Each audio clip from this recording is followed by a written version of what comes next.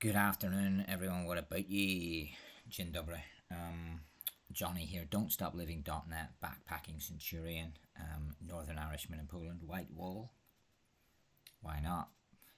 Makes me think about the more creative world that we have. So, my three books, this is an update. My three books that are the first three books of the series, which is Backpacking Centurion, they have been updated. Okay, so basically, the new versions, I've got a new publisher, and this is the new look book. It's actually on more white paper rather than cream, and all the mistakes have now been corrected. So this is the new trilogy. So they're brand new. That is Don't Look Back in Bangor, which is volume 1. Volume 2 has been updated. This was the kind of weird one. This was like the brother in the middle. Lands Down Under. Sort of the bit where my journey became extreme, and I realised I was actually a backpacker rather than, I don't know, just a person living in different places.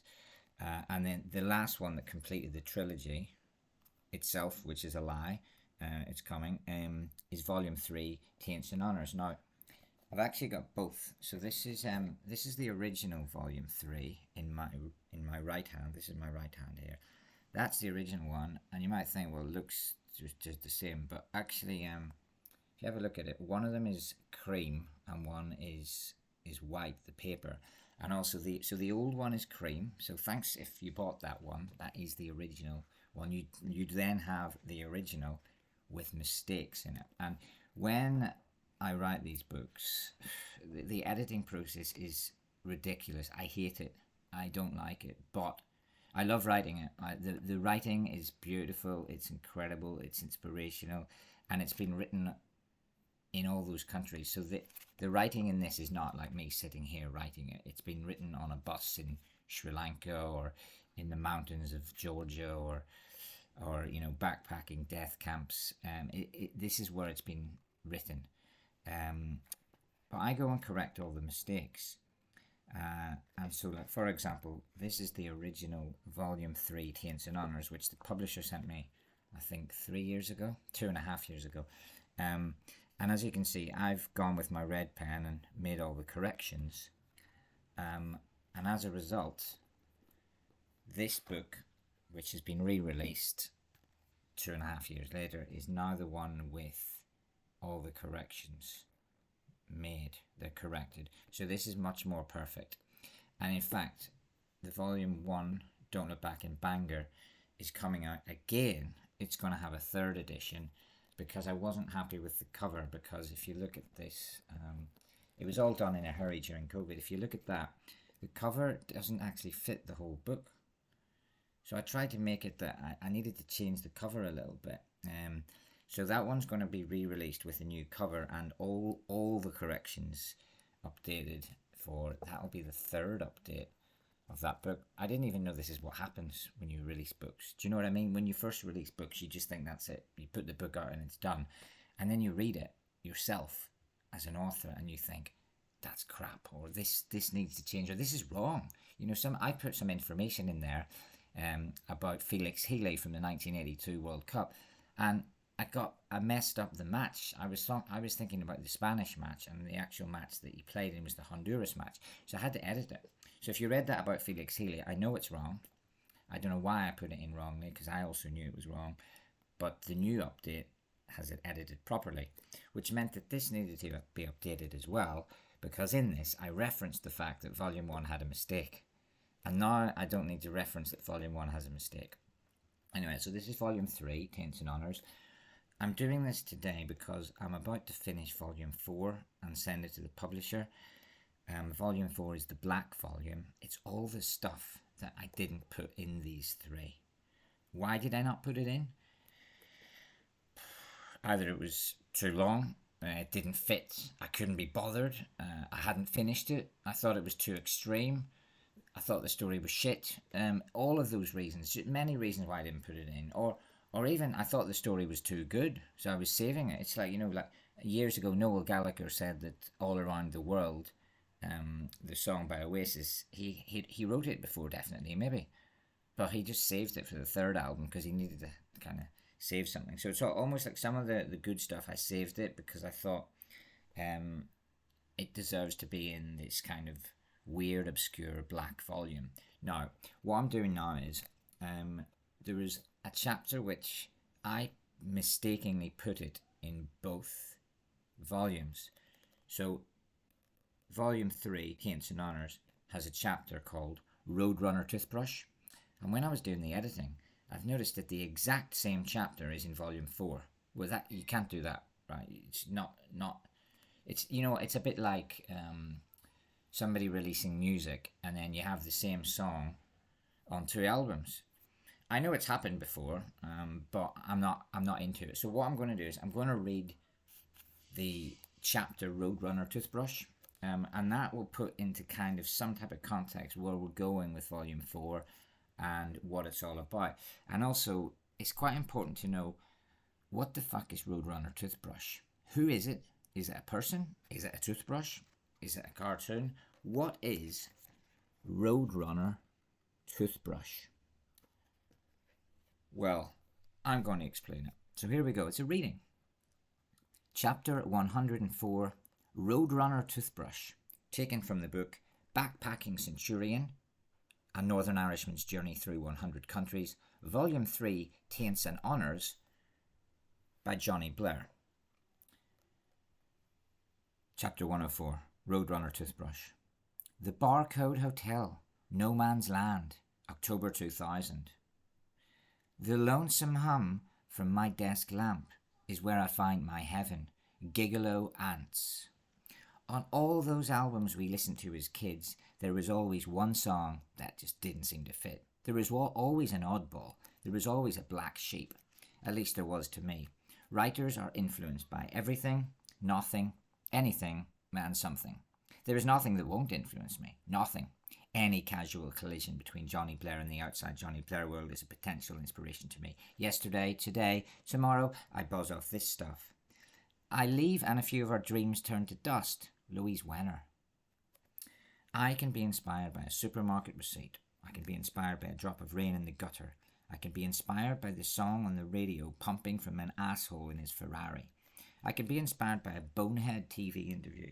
I can be inspired by a Jamie Hayter overhead kick against Colchester United. I can be inspired by the misspelled email sent by a wackaday Nigerian scam merchant. I can be inspired by a girl's left nipple glimpse in a porn mag on the top shelf of an underground basement in Belarus.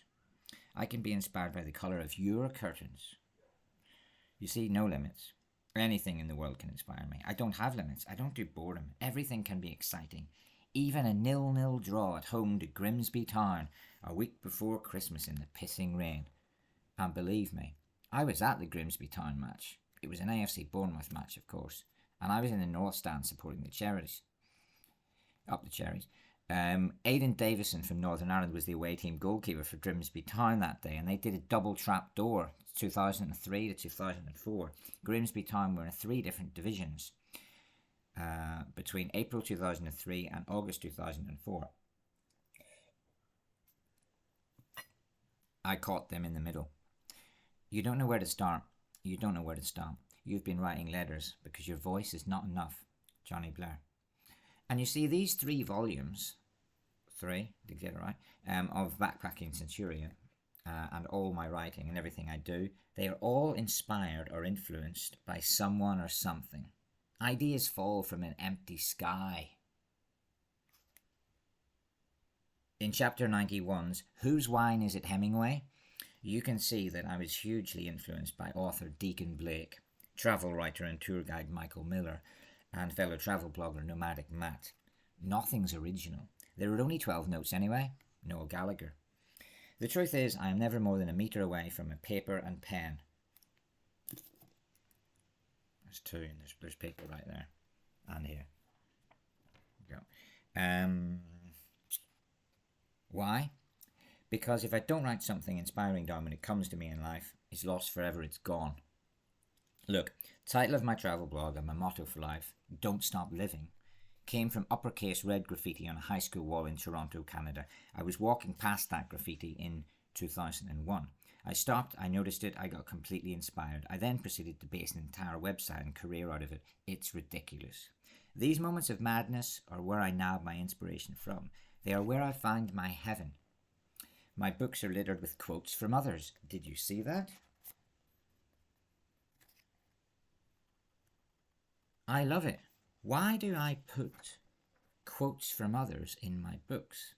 I put them because those quotes, lines, words, these people inspired me. I put them as a nod, as a tribute, as a slank you. Yes, a slank you to those who inspired and continue to inspire me. But when the dust settles, who the hell is Roadrunner Toothbrush? Good question.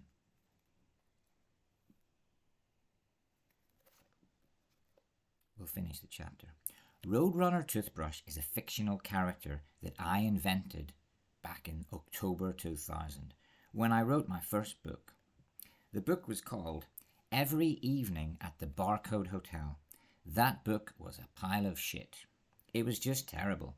Other characters in said book were Chisel, Massachusetts, nicknamed Chainsaw Chisel, and Typewriter Connecticut.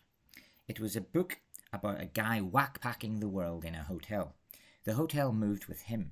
He brought the hotel with him. He stayed in the same bed and room every night in the hotel he brought with him, but he saw the world. He stayed in the Barcode Hotel every night in no man's land. You see, the Barcode Hotel was invisible and could only be accessed from the barcode. Roadrunner Toothbrush had the barcode in his pocket. He'd arrive at a new city, let's say Oaxaca in Mexico. He'd go into any shop. They'd scan his barcode and give him his hotel. He didn't have to pay to check in. He spent every night in that hotel. It travelled the world with him. The Barcode Hotel was the place where global whackpacker Roadrunner Toothbrush spent every night.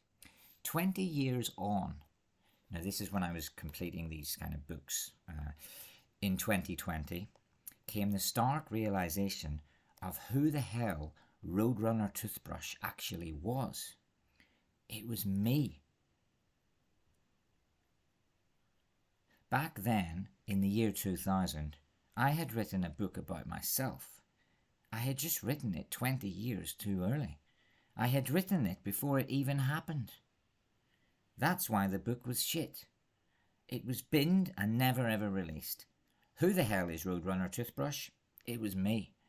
It is me. I am Roadrunner Toothbrush. I'm glad I finally cleared things up. I talk to the god, but the sky is empty. Sylvia Plath. Thanks for listening, everyone. You can follow the journey on Don't Stop Living. Backpacking Centurion will be coming to an end very soon when the 4th volume is released. That's the black volume. Thanks to all for buying the first hat trick, the trilogy, which is volume 1, Don't Look Back and Banger. Volume 2, Lands Down Under. Volume 3, which you've just seen, Taints and Honours. And that was the Roadrunner Toothbrush story, which is done and dusted now. So the black volume is coming soon. See you then. Oh, final one. This is inspired by Council Skies by Noel Gallagher. Super album. Buy it. See you around.